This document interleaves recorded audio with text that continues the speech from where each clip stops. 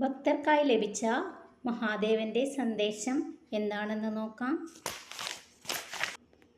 പ്രിയ ഭക്തരെ, നിങ്ങളുടെ ജീവിതത്തിൽ സന്തോഷം വന്നു ചേരാൻ പോകുന്നു.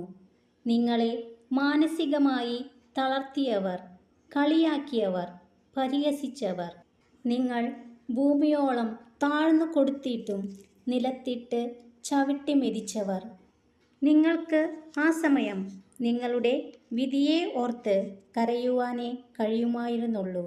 ജീവിതത്തിൽ ഒരു കച്ചിത്തുമ്പ് പോലുമില്ലാതെ നിങ്ങൾ കഷ്ടപ്പെട്ടുവെന്ന് ഞാൻ മനസ്സിലാക്കുന്നു. കൊഴിയാനൊരു കാലമുണ്ടെങ്കിൽ തളിർക്കാനൊരു കാലമുണ്ടെന്ന് മനസ്സിലാക്കുക. നിങ്ങളെ ബുദ്ധിമുട്ടിച്ചവർക്ക് അവരുടെ കർമ്മഫലം അനുഭവിച്ചേ മതിയാകൂ. അത് നിങ്ങൾക്ക് കാണാവുന്നതാണ്.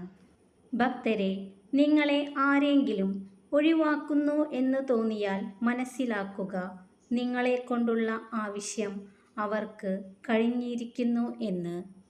നിങ്ങളെ വിധിക്കാൻ ആർക്കും അവകാശമില്ല.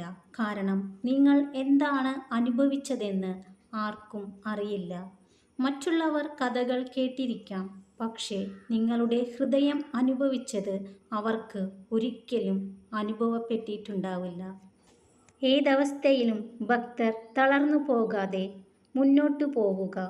ലക്ഷ്യമുണ്ടെങ്കിൽ, നിങ്ങൾ പരിശ്രമിക്കുമെങ്കിൽ നിങ്ങളുടെ വിജയം കണ്ടെത്തും.